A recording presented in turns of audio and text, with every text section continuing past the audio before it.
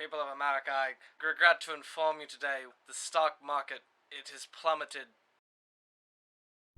When the Great Depression crushed the working class, the American people didn't just give up. They organized, they resisted, they demanded change. And for a very brief time, just 2 or 3 generations, some of them actually found something that looked like prosperity.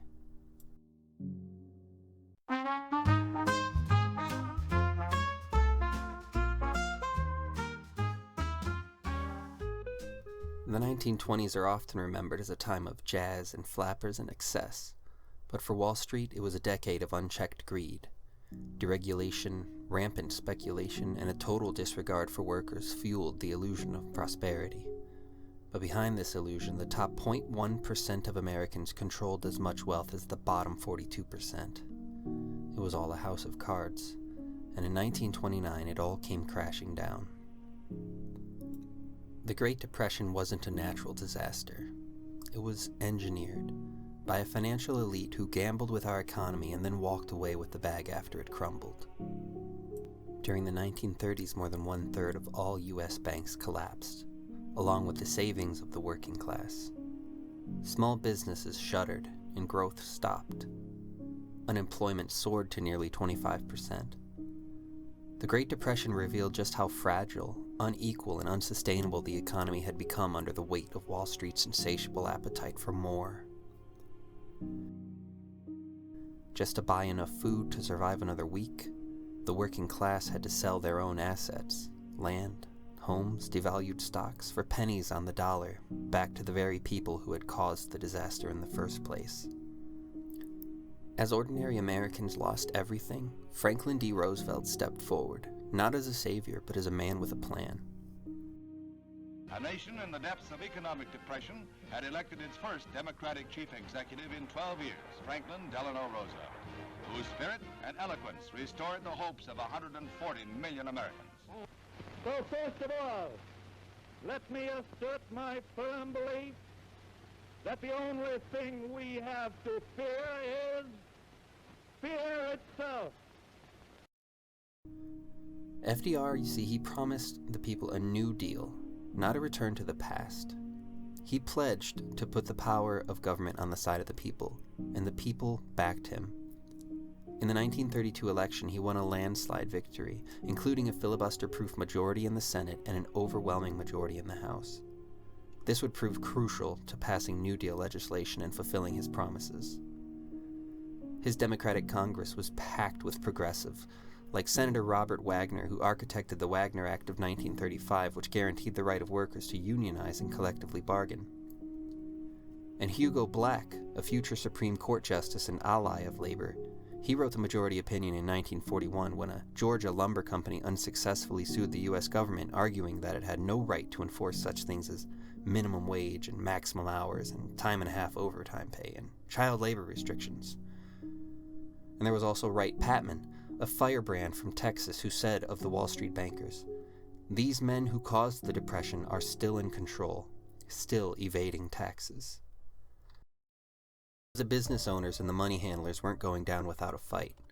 To them, FDR was a traitor to his class. The country club set called him a socialist. Newspapers owned by moguls like William Hearst ran relentless propaganda, while right-wing radio preachers and commentators stirred public fear of creeping communism and class warfare.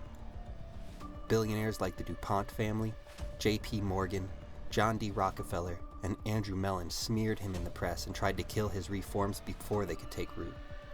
Reforms like the Securities and Exchange Commission, which aimed to restore public trust in the financial markets by regulating them and cracking down on fraud, and the Glass-Steagall Act of 1933, which separated commercial banking from investment banking to protect depositors and reduce the risk of financial speculation.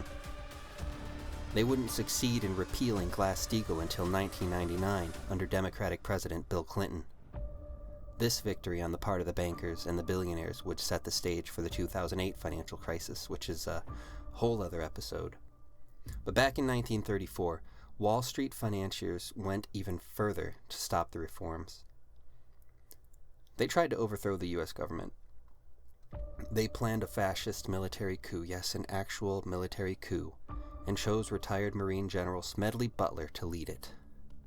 But Smedley didn't play along.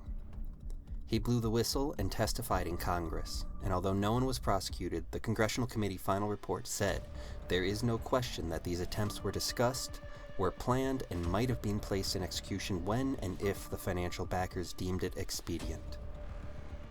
Roosevelt didn't flinch. In 1936, he said it plain.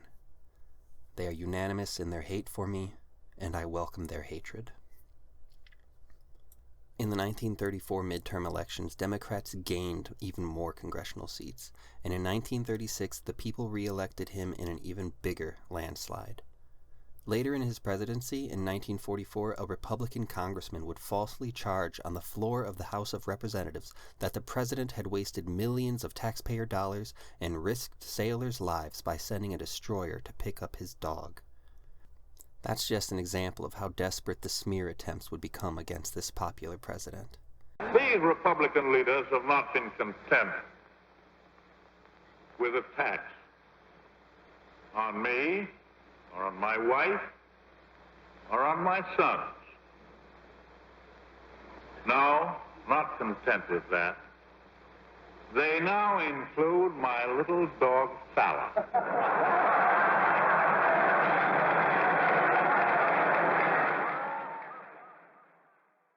And against this relentless opposition, Roosevelt built a new kind of America.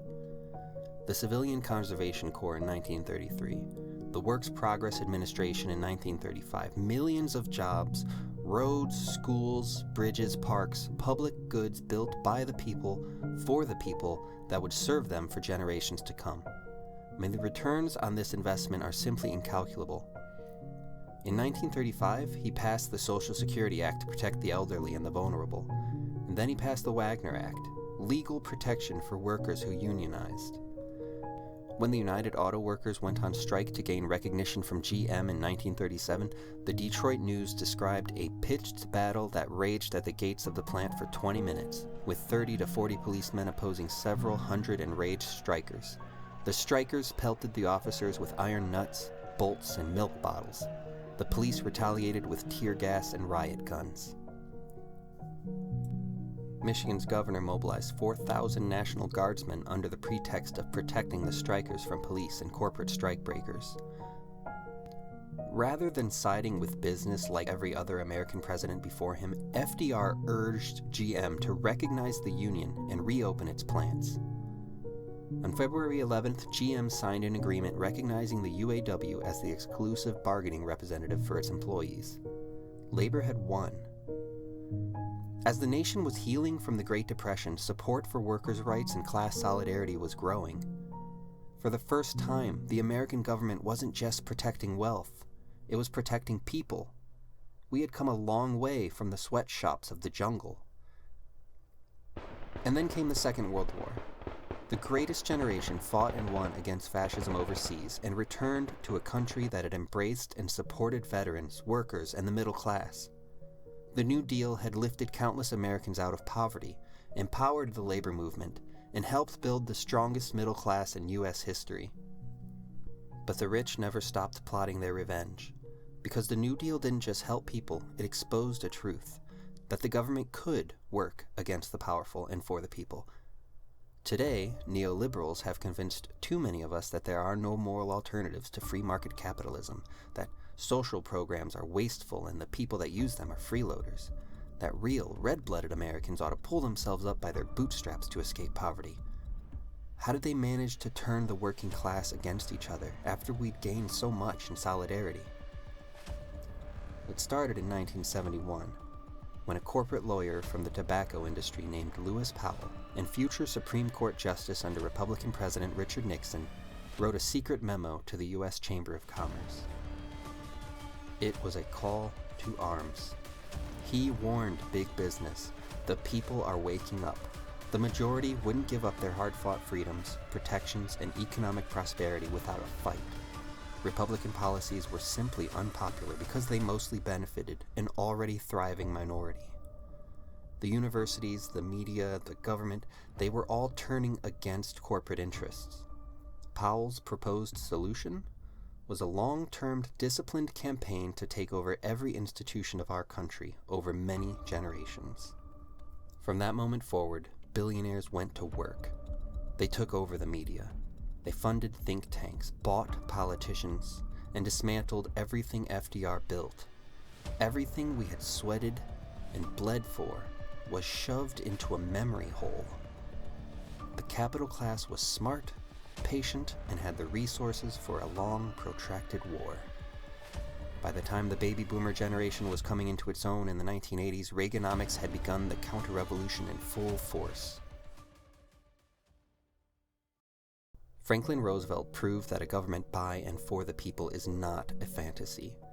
It's a choice we are able to make every election cycle, when we decide with our votes who to trust with the responsibility of our governance. As long as we have a vote, as long as we have a voice, freedom is a choice that we can make. Unfortunately, the rich learned that same lesson, and they've spent billions of dollars over the decades making sure we never choose it again. But the fight between democracy and oligarchy continues, on the picket line, in the voting booth, and in the stories we tell each other about who we are and who we want to be. So ask yourself, friend, what kind of country do we want, and who should it work for? In the next episode, we'll head to the other side of the Atlantic, to a country that took a very different path from the progressivism of FDR. A path we might have taken ourselves, if Wall Street had played better cards with General Smedley.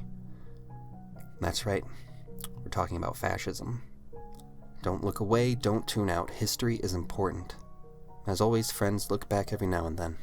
It's the only way to see how far we've come and how far we've yet to go.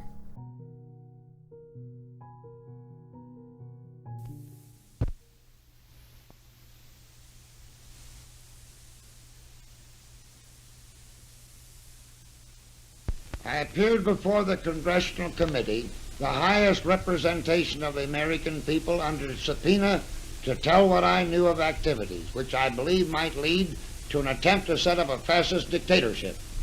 The plan as outlined to me was to form an organization of veterans, to use as a bluff or as a club at least, to intimidate the government and break down our democratic institutions. The upshot of the whole thing was that I was supposed to lead an organization of 500,000 men, which would be able to take over the functions of government. I talked with an investigator for this committee who came to me with a subpoena on Sunday, November 18th. He told me they had unearthed evidence linking my name with several such veteran organizations. As it then seemed to me to be getting serious, I felt it was my duty to tell all I knew of such activities to this committee. My main interest in all this is to preserve our democratic institutions. I want to retain the right to vote, the right to speak freely, and the right to write. If we maintain these basic principles, our democracy is safe. No dictatorship can exist with suffrage, freedom of speech, and press.